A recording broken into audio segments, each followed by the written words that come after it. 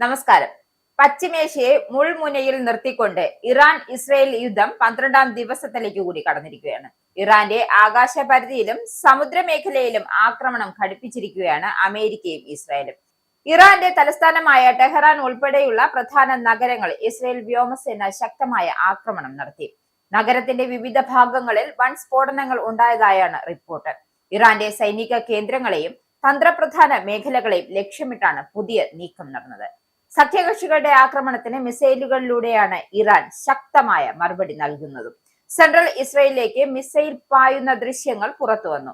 കൂടാതെ ബഹ്റൈനിലെയും Iraqi കുർദിസ്ഥാനിലെയും American സൈനിക താവളങ്ങൾക്ക് നേരെ ഇറാൻ വിപ്ലവ ഗാർഡ് ശക്തമായ ആക്രമണം നടത്തിയെന്നാണ് ഇറാനി മാധ്യമങ്ങൾ റിപ്പോർട്ട് ചെയ്യുന്നത്. ഇറാന്റെ പരമോന്നത നേതാവായ ആയത്തുള്ള അലി ഖമേനി കൊല്ലപ്പെട്ടതിന് പിന്നാലെ ലോകമെമ്പാടുമുള്ള തങ്ങളുടെ സ്ലീപ്പർ സെല്ലുകളെ ഇറാൻ സജീവമാക്കിയതായാണ് അമേരിക്കൻ ഇന്റലിജൻസ് റിപ്പോർട്ട്. ഇറാനിൽ നിന്നും ഉത്ഭവിച്ചതെന്ന് കരുതപ്പെടുന്ന ദുരൂഹമായ രഹസ്യ കോഡുകൾ കണ്ടെത്തിയതിനെ തുടർന്ന് അമേരിക്കൻ രഹസ്യാന്വേഷണ ഏജൻസികൾ അതീവ ജാഗ്രത പുറപ്പെടുവിച്ചിരിക്കുകയാണ്. ഇന്റർനെറ്റോ മൊബൈൽ നെറ്റ്വർക്കുകളോ ഉപയോഗിക്കാതെ അത്യാധുനിക റേഡിയോ ഫ്രീക്വൻസി വഴിയാണ് ഈ സന്ദേശങ്ങൾ കൈമാറിയിരിക്കുന്നത്. ഡിജിറ്റൽ തെളിവുകൾ അവശേഷിക്കാതിരിക്കാനാണ് ഈ പഴയകാല ആശയവിനിമയ രീതി ഇറാൻ തിരഞ്ഞെടുത്തത് എന്നാണ് കരുതപ്പെടുന്നത്.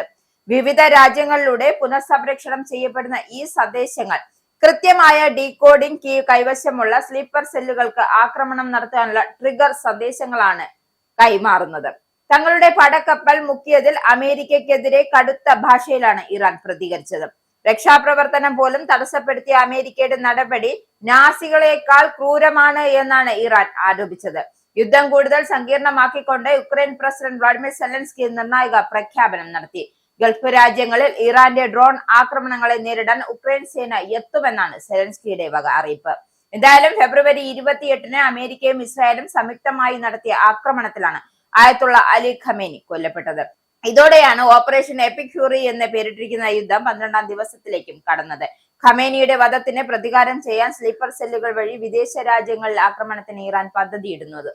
ഇതിന്റെ അടിസ്ഥാനത്തിലാണ് FBI ഡയറക്ടർ കാഷ് പട്ടേൽ രാജ്യത്തെ സുരക്ഷാ ഏജൻസികൾക്ക് കർശന നിർദ്ദേശം നൽകിയിരിക്കുന്നത്. ഇസ്രായേലിനും അമേരിക്കയ്ക്കും എതിരായ പോരാട്ടം ഇതര രാജ്യങ്ങളിലേക്കും വ്യാപിക്കുകയാണ്. ഖത്തർ, സൗദി അറേബ്യ, തുർക്കി, UAE തുടങ്ങിയ രാജ്യങ്ങളെ ഇറാൻ ആക്രമിക്കുമ്പോൾ ഇസ്രായേൽ ലക്ഷ്യമിടുന്നത് ലെബനെയാണ്.